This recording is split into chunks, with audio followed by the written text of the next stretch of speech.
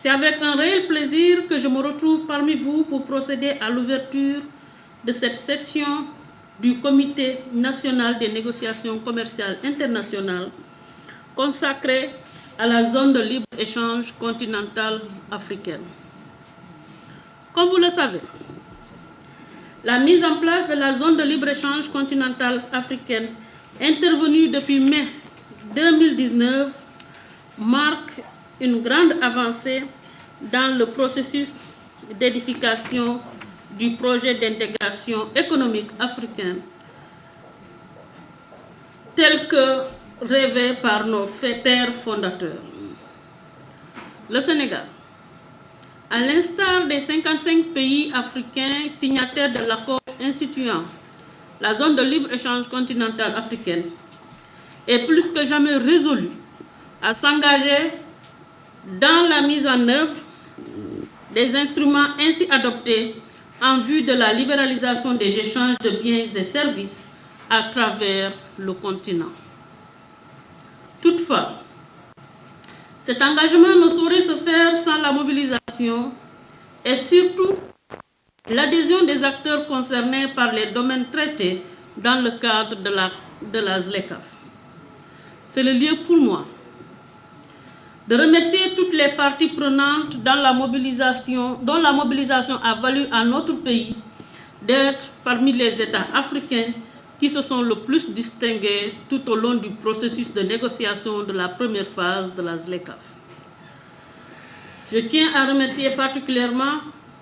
les coordonnateurs et les membres des différents sous-comités dont les résultats des travaux ont permis de faire valoir nos intérêts dans ces négociations et de contribuer activement à leur conclusion. En effet, notre pays a joué un rôle de premier plan dans les travaux de la ZLECAf, aussi bien au niveau sous-régional, notamment dans le cadre de l'harmonisation des positions de négociation communautaires, qu'au niveau continental, avec la coordination de plusieurs groupes de travail techniques. Mesdames, Messieurs, chers membres du Comité national de négociations commerciales internationales, en convoquant cette présente session du CNNCI, mon département entend faire un bilan d'étape du processus de mise en place de la ZLECAf. En effet, au moment où la première phase de négociation sera bientôt bouclée et que s'annonce une seconde phase, il est crucial que les membres du CNNCI puissent apprécier les résultats déjà engrangés et donner des orientations sur les perspectives qui se dessinent dans le cadre de la ZLECAf.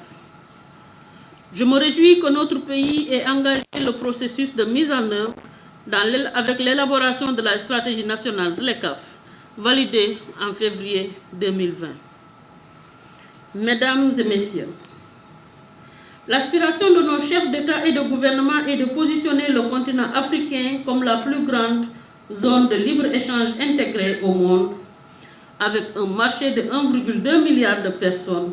représentant un produit intérieur brut de 2500 milliards de dollars. Le Sénégal, à travers la stratégie nationale ZLECAf, a comme objectif global de contribuer significativement à la croissance des exportations conformément à l'objectif du plan Sénégal émergent qui vise à tripler les exportations à l'horizon 2023. Ainsi, le pari de la ZLECAf est-il de relever le niveau des exportations sénégalaises vers l'Afrique de 40% à au moins 46% en 2024. La pandémie de la COVID-19, survenue au moment où nous acheminions vers le démarrage effectif des échanges initialement fixés par nos chefs d'État au 1er juillet 2019, mais finalement reporté en janvier 2021. D'ici là, nos États sont appelés à redoubler d'efforts afin que les questions en suspens durant la première phase soient résolues, s'agissant notamment des listes de concessions tarifaires pour le commerce des marchandises, les règles d'origine, ainsi que les listes d'engagement en matière de commerce des services. Malgré ce report imposé par la pandémie de la Covid, il convient tout de même de relever les avancées obtenues depuis le lancement de la phase opérationnelle de la ZLECAf lors du sommet extraordinaire de l'Union africaine tenu le 7 juillet 2019 à Niamey. À l'heure actuelle, sur les 55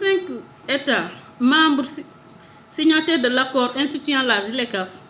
30 États, dont le Sénégal, ont déjà déposé leurs instruments de ratification auprès de la Commission de l'Union africaine. Dans ce cadre, je me félicite que les travaux sur la mise en place des organes d'appui de mise en œuvre aient connu des avancées significatives.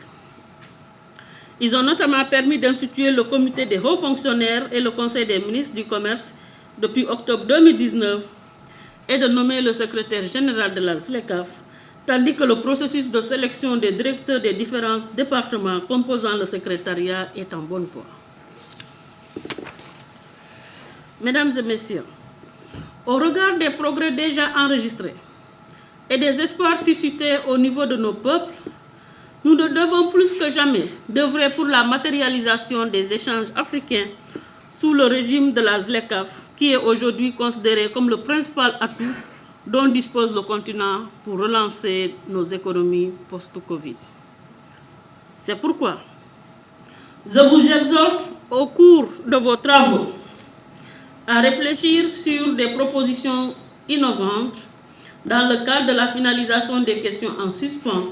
mais aussi à donner des orientations sur des questions tout aussi essentielles comme la concurrence, les investissements et la propriété intellectuelle. En souhaitant plein succès à vos travaux, je déclare ouverte la réunion du Comité national de négociation commerciale internationale sur la mise en œuvre de la zone de libre-échange continentale africaine.